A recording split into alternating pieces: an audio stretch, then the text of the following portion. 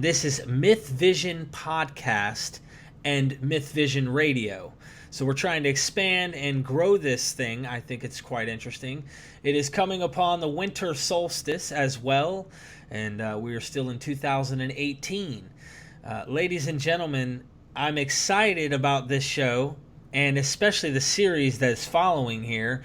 Dr. Luther G. Williams, would you be so kind to take us into the next step here?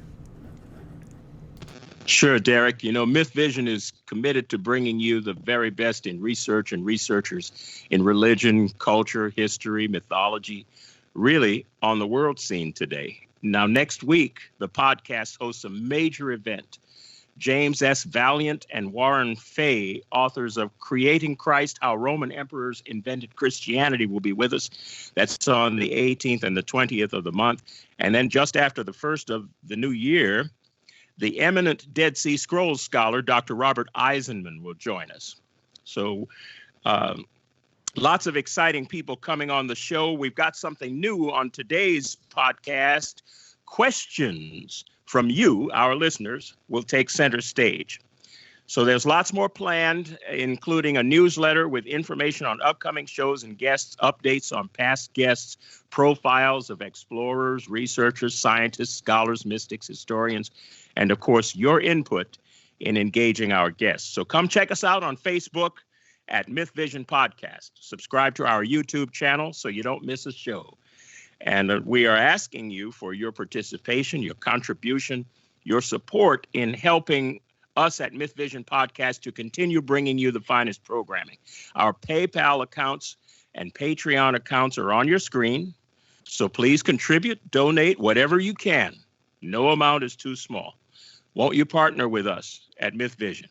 So, Derek, I'm excited about today's show. Would you please tell us about our very special guest? Yes, indeed. He holds a special place in my journey as well. If we didn't bump into him, I think we'd be lost in literality. But you'll find out more about that as time goes by. He is the author of Mythos and Cosmos, John Knight Lundwall. He holds a doctorate in comparative myth and religion from the Joseph Campbell School of Comparative Myth, Pacifica Graduate Institute out of California. He is a writer, author, lecturer, the managing editor for Cosmos and Logos, Journal of Myth, Religion, and Folklore, and a founding board member in the Utah Valley Astronomy Club, a nonprofit organization that partners with state and national parks to run their astronomy programs. He is the project leader, now I might butcher this, I'll try not to, the project leader of the Archaeoastronomy project of Fremont Indian State Park, and has put together a team of researchers to investigate the archaeoastronomy of Fremont petroglyphs. He is also a tour leader to ancient sites and has 2 trips forthcoming. I might butcher these: Chaco Canyon and an Arthurian England tour. I believe he's speaking of King Arthur concept, but I could be totally wrong. I'd love to have some input on that from you. His major area of research is on the epistemology of orality and the creation of ancient myth. He lives in Utah and is an avid backyard astronomer, astrophotographer, and hiker of the outdoors. Ladies and gentlemen, Dr. John Knight Lundwall, author of Mythos and Cosmos. How's it going, John? Good. That's quite the introduction. Do I know this guy? Oh, we passed it to you for you to introduce him. Yes, well, that's all true. So I'm glad to be back on your show. Thanks, guys, for having me. Yes, sir. Luther, I'm going to go ahead and I'm going to go into the first question. All right. How important, and I want to start out with this because I find it quite interesting. What you do is very unique, and I know there's no need to drag on these questions. I just want to open the door and pretty much let you loose because there's so much we learned on the last show, and if you haven't checked that out, be sure to check us out. Our name was the Water Boys with capital W, capital T, capital B, capital Z. We changed the name over. Okay, something a little more in the region of what we like to research and discuss, and bringing that to you. So you want to check the last one we did with Dr. John Knight Lundwall. It's really, really interesting hearing about orality, but he's going to go deep into some astrotheology tonight, and I don't want to spoil it. So how important, just starting out, is the distinction between orality and literality in all the cultures, or ancient cultures, and then something happened? How important is that? It's fundamental. Look, if you want to investigate the difference between oral thinking and literate thinking, probably the best book to start with isn't my book. It's Walter Ong's Orality and Literacy, and he writes in that book that there's a permanent epistemological divide between orality and literacy, is that there are aspects of the ancient oral world that we have permanently lost because there are functions and structures in oral cultures that are designed around oral cognitive processes, and our brains have been rewired. We've completely lost that. But the more you investigate it, the more you try to put the pieces together, the more ancient history starts making a lot more sense. And for the most part, we've written off ancient history, prehistory, as just a bunch of primitive howling barbarians, and that's really not what's going on. But also, I mean, your question deals with sort of the cognitive model that people exist in. I'm going to be talking about this in my presentation tonight. In fact, I'm going to begin my presentation by talking about how the medium is the message. How we communicate turns out to be more important than what we communicate. And so, I will get into that.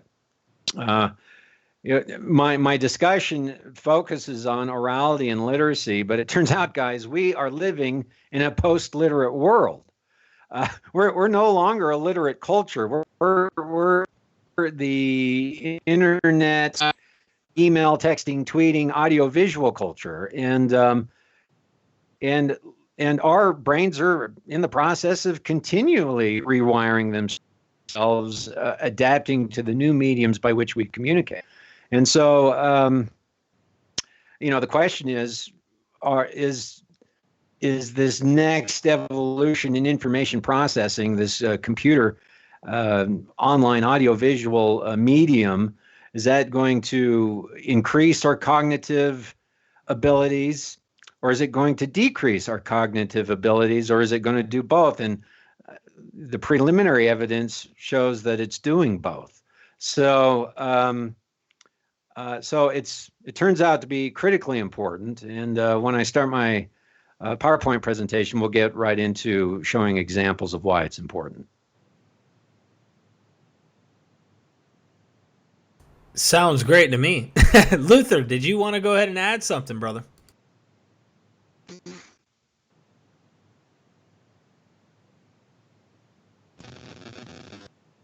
John, you already addressed part of what I was going to ask, but the very format that we're using tonight is a kind of a testament to literality, because we have a question from one of our listeners, and that wasn't even possible just a few years ago to bring in somebody's question long distance.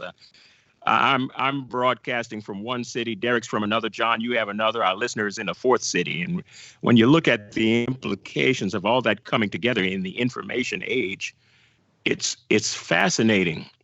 When I was in graduate school, people had estimated that there was some 50,000 stimuli that we processed each and every day.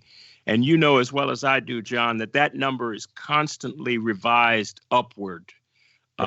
So in this post-literate society, the question from our listener, and this is from Ann Marathon of Charleston, South Carolina, she asks, how important is the current move from literality to post-literality as compared with the move in ancient times from orality to literality? Thank you for your question, Ann, by the way. Dr. Lundwall. Well, I'm going to start my presentation by answering that question. So it turns out to be fundamentally important. How we communicate turns out to be more important than what we communicate, because how we communicate structures society. And so when we get on with the presentation, I'll give some graphics and explanations for that. But well, John, if you want to take us in, brother, go ahead. And Anne, we're right here. This question is going to be answered right here for you, sweetheart. So thank you for the question, and for our audience, be sure to ask questions because we're really listening. John, if you want to share the screen, take this thing. We're ready to go into your backyard, brother. All right. Do you see my screen? I got it. All right. Well, let me begin. I'm going to begin. Tonight you asked me to speak on astrotheology. So I've kind of divided my presentation. The first half is all context, and the second half we'll get into astrotheology. I actually have a tremendous amount of information to share. So I'll skip through some of it probably just to save time, and maybe there's some of it I'll never get to. But to answer Anne's question, I thought I would begin tonight's presentation by bringing up a really interesting book published in 1964 by Marshall McLuhan called Understanding Media. It sounds boring, but it's a good page turner. And McLuhan brought up he articulated a very interesting insight that can be summarized by this phrase. You may have heard it: the medium is the message. And what he meant by that is, we human beings are communicative. Our consciousness is language. And so we're always sharing messages with each other, and we focused on the message. That's what we want. And his insight is actually the medium by which we share the message is more important than the message itself, because the medium has social, religious, intellectual, political, economic implications. The medium structures society. It structures the social, religious, intellectual, political, and economic structures of society. So let me give an example of how the medium structures society. And I thought I'd give an example of a water well, because you guys were once the water boys, but now it's the myth vision. So, next time I'll give a different metaphor. But here in the upper right-hand corner, there is this well that I've circled in red. And it's in this little desert oasis in a rural village out in the Middle East. And of course, everyone goes to the well for the water. That's what everyone wants. And so in this metaphor, the water is the message, and the well, that's just a hole in the ground that someone's dug. So how in the world would the hole in the ground be more important than the water, which is what everyone wants? Well, according to McLuhan's insight, the medium structures social relations. Well, look what's going on around this well. You build a well, and suddenly everybody in the village comes to it, and everybody in the neighboring village comes to it. And this is where now you meet everybody else in the village and neighboring village, where you share your news, where you find out who's doing what, who's doing good, who needs help, who's getting married. In some cultures, you arrange your marriages here. And so suddenly, all your social interaction happens at the well, because the well is where you go 3 or 4 times a day to get your water. And actually, this isn't, there's a somewhat interesting story. In the 1970s, there's a rural village in India that got their water from a well, and the government came in and said, hey, we're going to install plumbing, and we're going to give you guys indoor running water in every one of your domiciles. Well, we in the West think that's great. And they thought, oh yeah, sure, that's going to save us a lot of work. And so they installed the pipes, they installed the plumbing, people got indoor running water. And within a year, the villagers revolted and tore out all the pipes. And they did that because everybody stopped talking to each other. They had, for generations, been meeting at the well and sharing everybody's, what everybody needed and the news of the community. And suddenly that stopped. And the elders of the community realized, the payoff of running water inside my house is not better than the community we have at the well. So they literally tore out the pipes.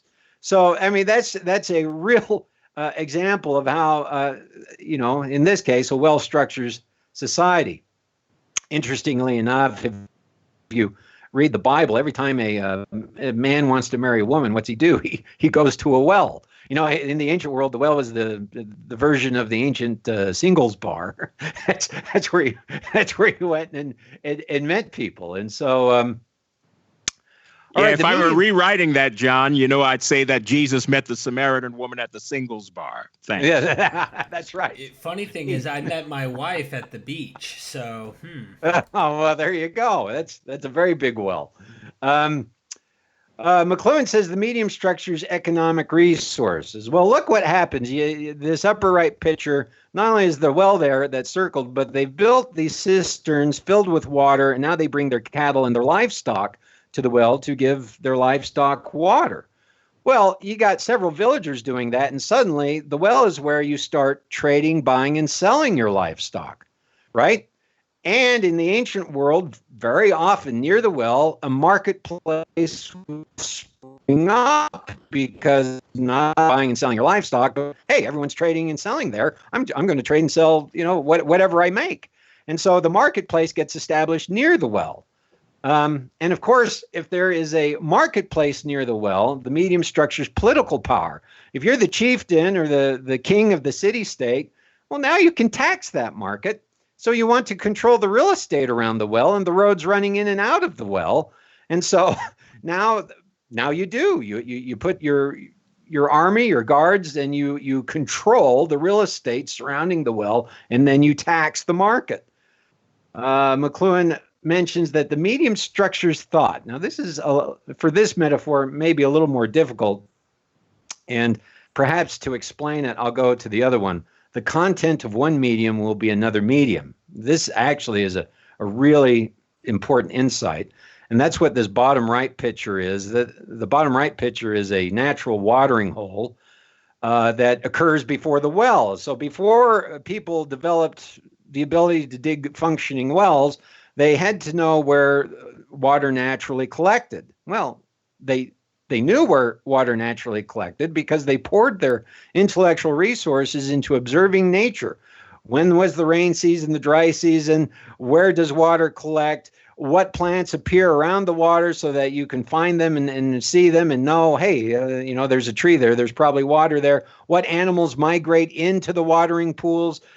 So you're looking at the weather patterns, migratory patterns, natural patterns. This all tells you where water is, right? And so what happens is you observe all those things, and that helps you structure where you're going to get your water, your thinking.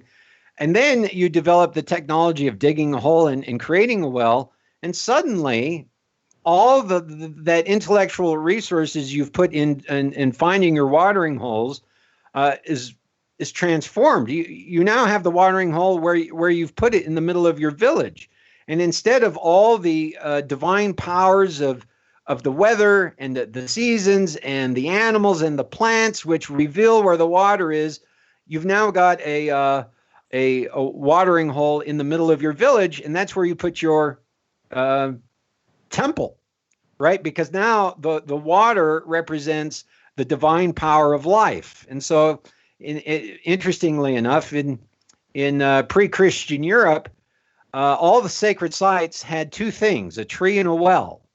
And when Christianity took over, they cut down the tree and built a church there, but the well remained. And so, in most early European churches, invariably you find a well next to them.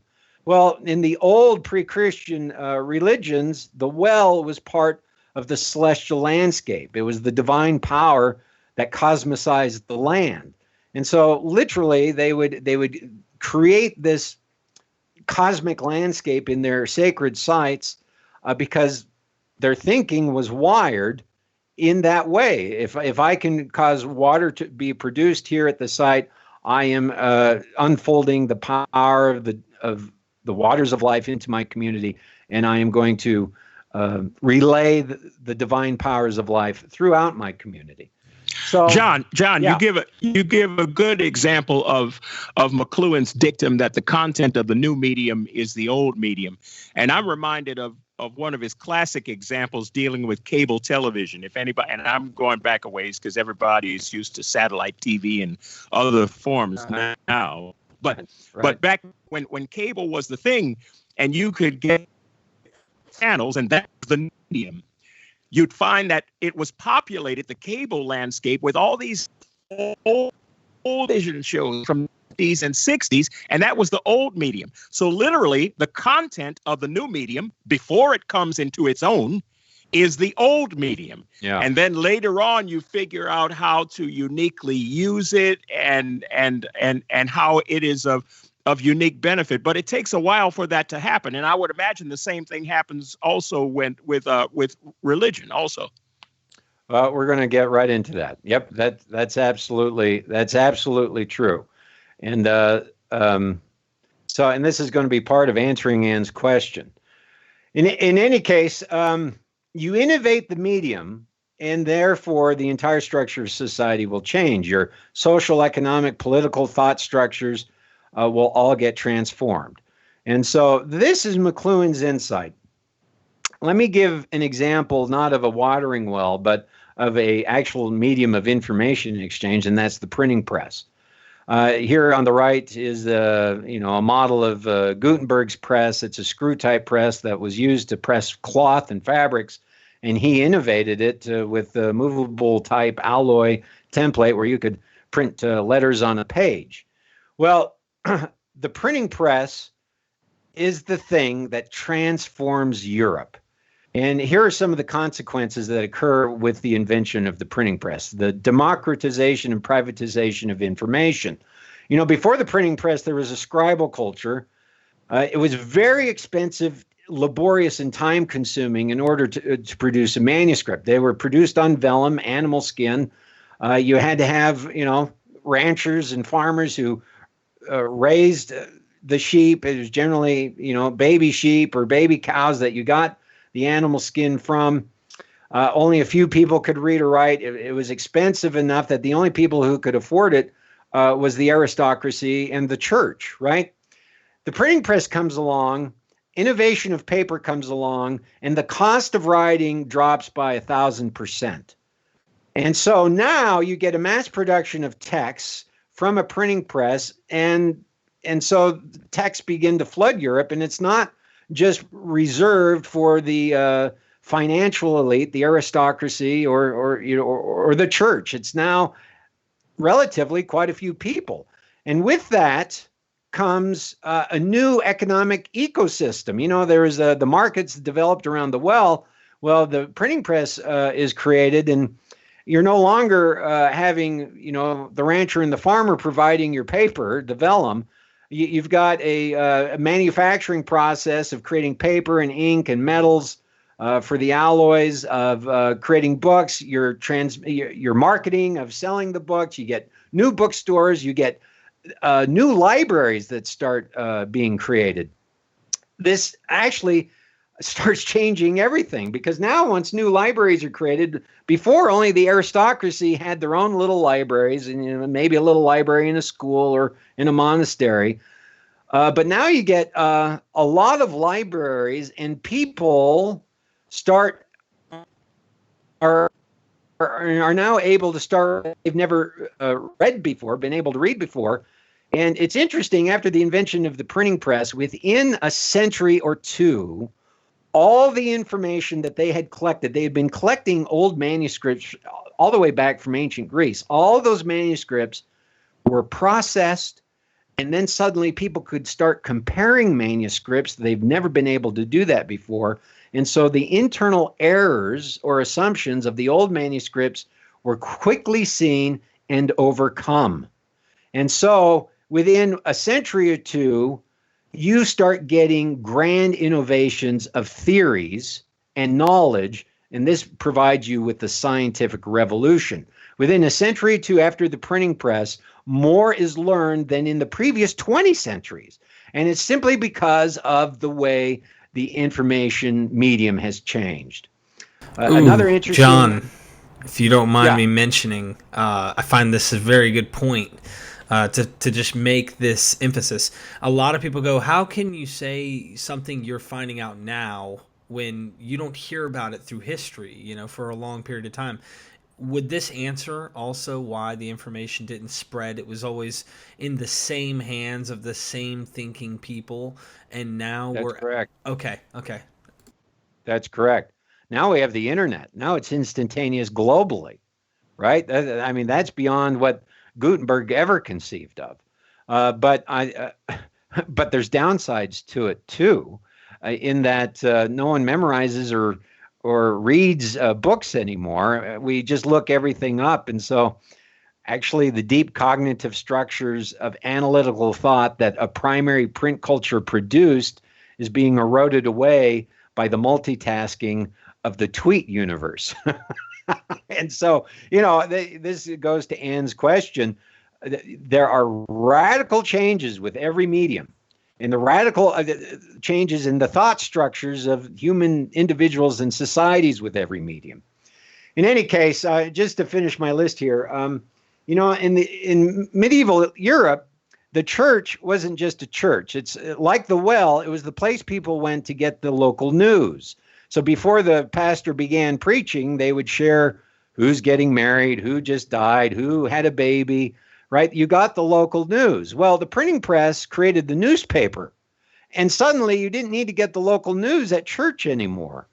And that began the long process of driving people out of the church, because a lot of people went to church to get the news. And so you get a slow separation of cultural patterns out of the church. And this actually begins the separation between church and state as well. Well, the bottom line is, I mean, there's more examples. There's actually an excellent book by Elizabeth Eisenstein, The Printing Revolution in Early Europe. It sounds boring, but actually it was one of the most interesting books I have ever read. It's a page turner. And the bottom line is the invention of the printing press is the thing that underwrites new innovations of thinking and information exchange, which creates the scientific and industrial revolutions. We wouldn't have an information age without the printing press. We wouldn't have the scientific or industrial revolutions without the printing press.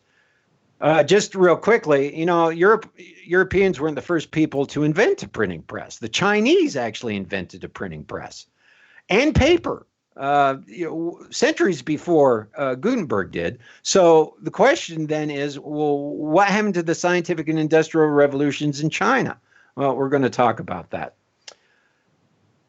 Guys, once you understand that the medium is the message, and whatever medium you are using to transmit information is the thing that structures society, is the thing that will model your religious, social, economic, political, intellectual, cognitive styles and structures, then what you can do, when McLuhan wrote his book, everyone was so excited and they all wanted to ask the question, what does this mean for the new computer age? He wrote it in the 60s and the computer was just invented.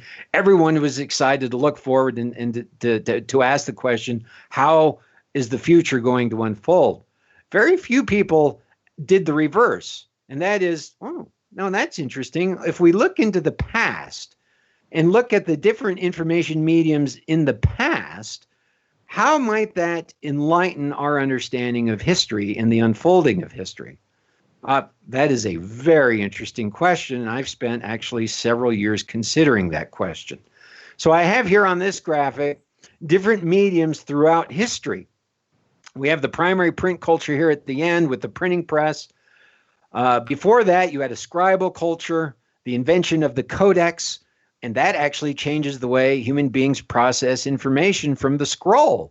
Even something as minor as inventing a book out of a scroll changes the way people think. And maybe I'll get into that. But the huge transformation that occurs in history is the kind of alphabets we use. And sometime around the beginning of the first millennium BCE, we get a phonetic reductive alphabet. The Greeks are the first that we know of that really create a phonetic alphabet that has less than 30 characters, it has 24 characters, and it includes vowel representations. All the old alphabets didn't have vowel representations. It was all just consonants, right? This allowed people to learn how to read and write because cuneiform in Egyptian, there are thousands of characters in those alphabets.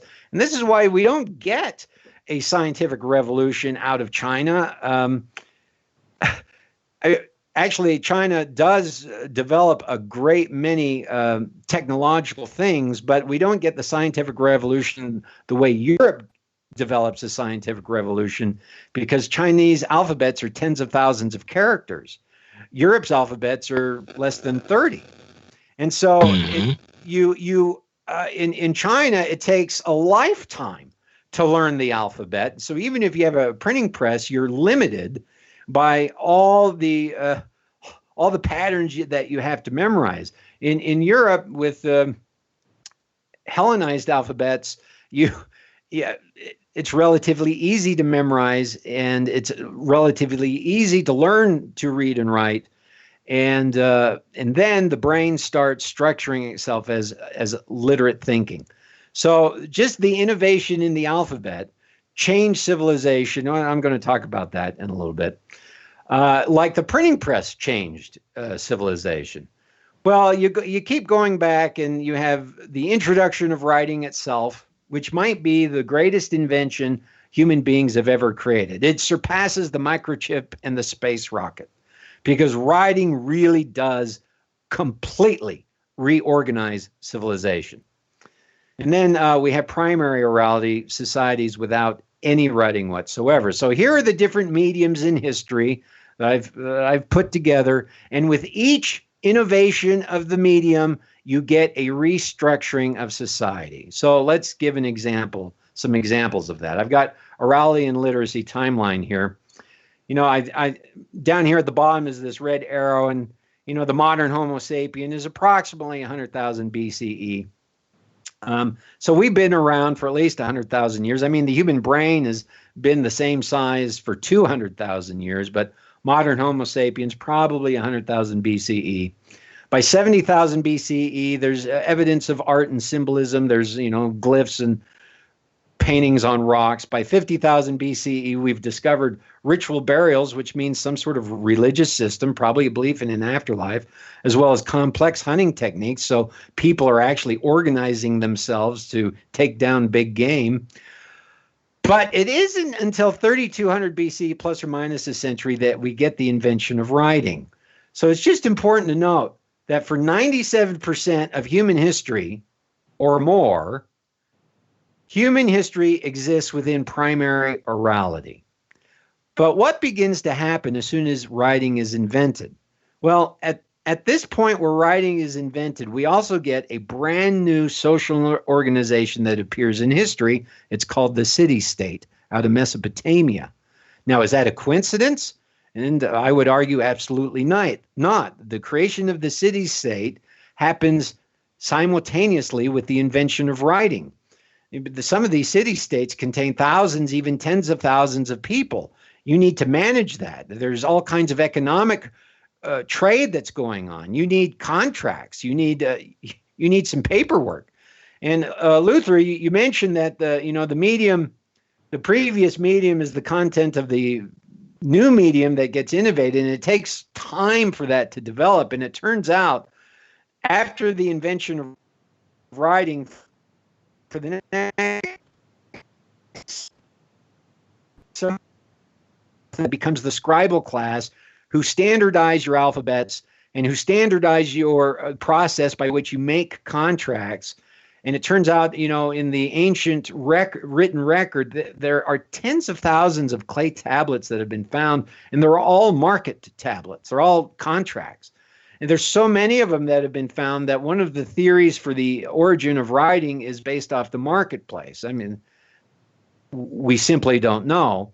But the bottom line is you need writing in order to create a complex social structure that is your city-state, and eventually that regimented priestly scribal class with their standardized alphabets and text is the thing that underwrites the birth of empire, the combination of city-states. So, 24th century BCE, we get Sargon of Akkad, who creates the first empire, but that empire is built upon a large writing class who can now manage. You need your paperwork, your bureaucracy, your middle managers. It turns out you actually do need that.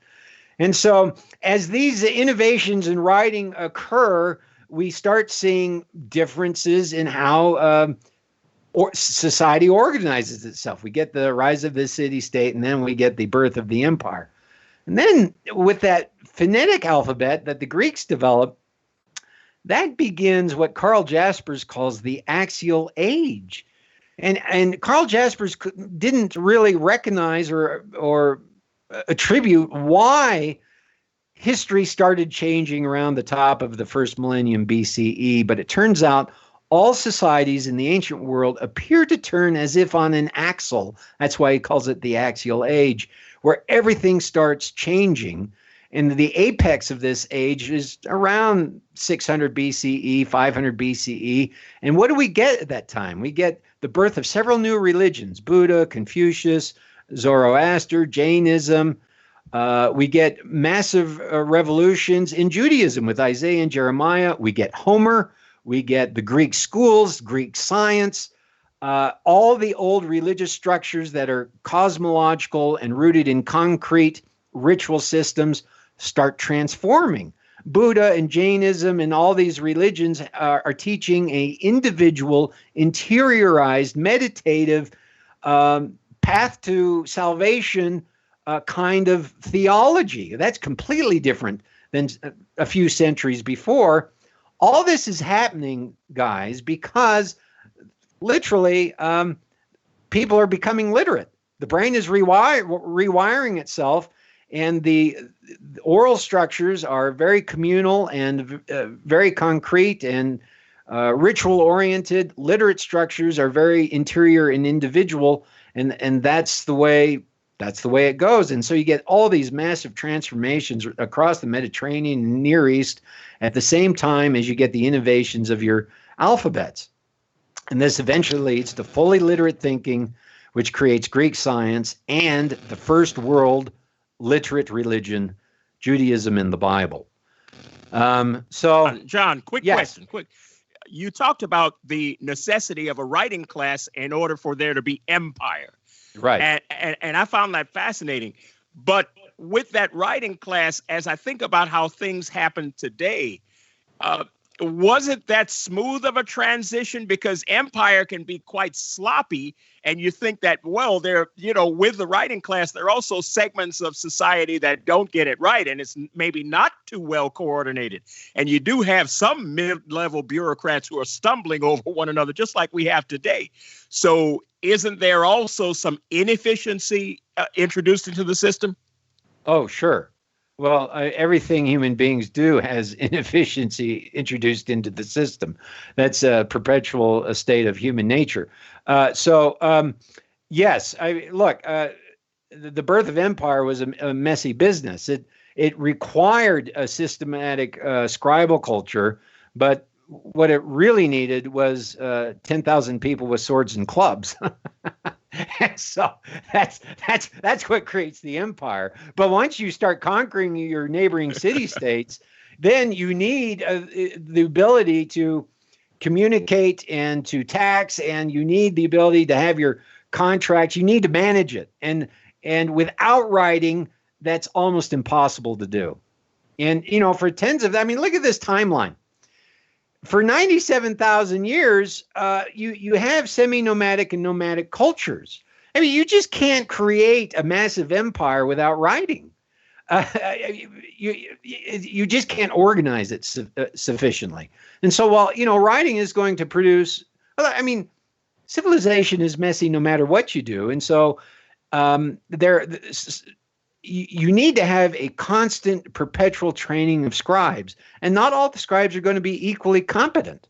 some of them are, they just want the money that comes with the job. And so they are basically just copyists. And they're just copying what the guy above them is telling them to copy, and they have no understanding of it. And as a result, they start putting in errors in what they're copying unknowingly. And so this becomes problematic, and it becomes problematic with the transmission of text. And we talk about that with the Bible, but it's true of any text. I mean, the Egyptian Book of the Dead was repeatedly miscopied by scribes who didn't know what they were copying.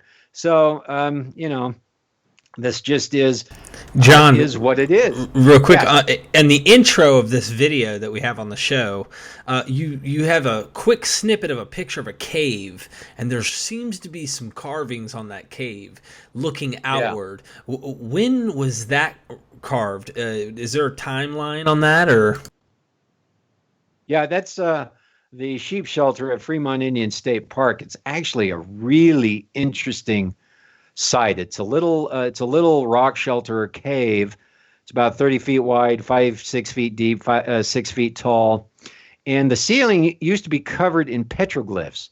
Now, archaeologists have actually done a dig there, and it's actually the earliest datable site in the canyon. They have found remains of fires, hearth fires, going back to 3500 BCE. So, I mean, this is before the invention of writing. People were using that cave as a shelter and building fires in there. But what happens is those hearth fires stop being built around the 5th century AD, CE, and that's when the Fremont come in. And they're the ones that carve the petroglyphs. So they stop using it as a rock shelter, and they start using it for something else, and it's covered in petroglyphs. So, this is completely off topic, but now you're getting me really excited because this is my Archaeoastronomy project that I'm working on. It turns out I've spent the night there a couple of times in the cave. It has an excellent view of the southern horizon, where you have a great view of the rising and setting of stars. But the opposing bluff rises kind of high, and the cave ceiling, if you're back with your back against the back wall of the cave, you only see about 20% of the sky. And it turns out the 20% of the sky you see is the ecliptic. That's the path of the sun, moon, and planets. Wow. And it's just a natural coincidence. Mm-hmm. But I think once they figured that out, they realized, oh my gosh, this is where we keep our calendar. This is where we watch the stars rise and set. And so, my theory then is those petroglyphs are cosmological petroglyphs dealing with their calendar and their ritual system of their calendar. So anyway, I'll send you a picture of that, and you can post it on the editing of this little video so people can see what we're talking about. Back to this. I don't even know where I'm at. Okay, so here we are, different mediums of the medium is the message, and we have different mediums. And just one of the insights is we exist out here at the end. Actually, we're past this to post-literacy, but we exist back here at the end. And when we're studying the Bible, because we're going to be getting into that tonight, maybe, it's just interesting to note that all of Bible history occurs within radically different mediums of information, which means the structure of society, religion, thinking, politics, it's all different than what we're used to. Biblical studies occurs only in a primary print culture with full literacy and reductive alphabets, which structures the way we think. And so if you read Bible studies and biblical scholars, again, they just always assume the biblical text is literate. The history it's dealing with is literate, and it's not, and it never was. So my contribution, guys, to scholarship in this arena is I spent several years considering the first graphic, right? What does the medium look like in primary orality? Because we have no alphabets, we have no writing, we have no clay tablets, we have no printing press, we have no codex, we have no scroll. How in the world can we recreate the information medium of a primary oral world? Turns out I don't really know any scholars who've asked that question. And McLuhan's insight that the content of one medium is another medium actually is very helpful. When I considered that, I went to here, the invention of writing, the introduction of writing, and I looked at the earliest scripts, and I posed that the way they function is probably taking patterns off the prior medium, which is primary orality. And so what happens, you look at Egyptian hieroglyphs, for example, those carvings on the walls are all related to ritual cycles and cosmological structures. So those writings are very strange. They're very hard to translate and actually impossible. No one really knows what the Egyptians are talking about because the entire thing, all the writing is behind a wall of religion that is filled with cosmological and mythological epithets, titles, metaphors, symbols. Well, that is the medium, the prior medium, right? That's the medium of primary orality. Right. So we're looking into the X-rays of that. And so this is my contribution to this study, and that is the medium of primary orality. I call it the oral imprinting press. It's not a printing press. It's an imprinting. You're imprinting your memories so you can pass them down from generation to generation. And this is how oral societies work. And just a few quid pro quos. I'm using a printing press metaphor, a literate metaphor for an oral category. That's wrong. And it actually leads us down the wrong path. But I'm doing it to save time. I've actually developed a much more sophisticated way to explain oral thinking without using a literate metaphor. It takes a long time to explain. So I'm just cheating and saying, hey, the oral printing press works this way. Oral societies structure themselves around the right time, the right way, and the right place. Everything they do has to be contained in those parameters. That's how they maintain their knowledge base. So the right time is cycled with nature. This picture, by the way, guys, I took, that's a juniper tree out in western Utah desert with the Milky Way rising behind it. Topaz Mountain. Cool.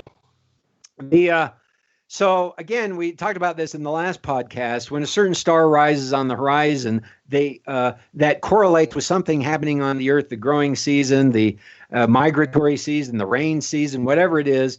They start coding by analogical thinking principles that are happening on Earth that correspond with the moving luminaries, and that tells them. One, they start creating a calendar, and oral societies all are calendar makers. And we've forgotten how they've done it, but they employed enormous intellectual resources in maintaining a calendar. And two, they start analogizing that calendar to all the things they need to do, from agriculture, even warfare in some of these societies. Like the Aztec had ritual warfare when they would wait for a certain star to rise, or Mars, the planet, and then they would go out and start killing people because it was the right time to have your war. And so Still today, John, wars are successful if they're started around March or April. Many countries still believe. Well, that's interesting. Mm-hmm. Huh. That probably explains why family reunions in my family at about that time never go off well. I was about to say, there's no right time to have a war with the wife. You'll always lose that one. That's right. There is no right time. But what oral peoples do is they take different mediums of information transmission and they layer them because they have to remember these things without writing. So if you perform your memory in a variety of different ways, you can more easily remember it. So with the natural cycle and the calendar cycle, that tells them when to repeat that cycle, what's going on the earth, what's going on with the religion, they tell a narrative about it. And that's the myth. And the myth is very often associated with some sort of natural cycle. But then they actually perform the myth, the narrative, and that's a ritual. And so the cosmology, the myth, and the ritual are all layers of each other. And this is all brought together into the right place, the place where you observe nature, where you tell your stories and you perform your rituals. We eventually call this the temple. But it's, it doesn't have to be a stone structure. It could be a tree in a well. It could be a cave. It could be a grove. It could be, a tent. But in any case, the word temple is Greek. It comes from the Greek root tem, which means to cut, and it refers to the cutting of two perpendicular lines. You see these two perpendicular lines in my graphic. That's the quadrated cross, and that's basically defining sacred space, your north, south, east, west, but also the sacred space in the sky, your solstices and equinoxes, by which you start cosmicizing the land, creating your calendar, and repeating your myths and rituals. So, actually, the circle with the cross in it is the Egyptian hieroglyph for city. And you could not found a city in Egypt or in Mesopotamia before you founded your temple. The first thing you built was your temple, then you built the city around it. Because the temple is where you defined your sacred space, you created your calendar, and that was your cultural library where you told your narratives and performed your rituals. So here you have, guys, what the information medium is for those 97,000 years of human history. Now, of course, it's going to evolve over that time, and so it's impossible to know exactly how it evolved. But your temple, your cosmology, your myth, and your ritual become the imprinting press of world peoples. So now if we just, if we transpose all of this into the Bible, for example, we just have to remember that, all the dating before David is unknown, right? So no one really has any idea when the figure of Abraham is supposed to have existed. Scholars say somewhere between 1800 and 2200 BC are the outside dates. What we can say is all of biblical history exists within secondary orality, right? And in secondary orality, your religion operates in this way. You're still operating within the oral imprinting press. So this is important to note because most Bible scholars say that ancient Israel had no mythology. I obviously am coming down on the exact opposite side of that assessment. Wrong. No, that's not how the oral mind structures itself. Oral societies have myths. A myth is the product of an oral society. You've misrepresented early Israelite religion because you're coming from it from a literate perspective and a literate text. That's at the end of the religious cycle. At the beginning, you get the oral imprinting press, temple, cosmology, myth, and ritual. Did the early Israelites have myth? Yes. Now, part of the problem is no one can agree on a definition of myth. And actually, part of the problem is no one can agree on a definition of religion. So we have a lot of problems. But the point is, this is a biological fact. Oral peoples create myths as part of their information. The medium is the message, right? It's part of the way they think and structure their society. So, of course, the early Israelites had myths, they had rituals, all centered in the temple, rooted in cosmological structures. This mostly gets purged out of the Bible. So all the way from, and we get the proto-patriarchs, Noah and Enoch and Methuselah and Melchizedek. We have no idea when those people, if they are historical, have lived. But the bottom line is we don't really get a religion that we start becoming familiar with until the axial age, when people start becoming literate. And this, really there's a whole Isaiah tradition that is rooted in literacy. And this begins really the transformation of Israelite religion, but ultimately with the destruction of the temple they lose their imprinting press and they replace it with a fully literate text. And so just by looking at those information mediums, transposing it on the Bible historical timeline, we can at least get a sense of how the Israelites practiced their religion until you get a text.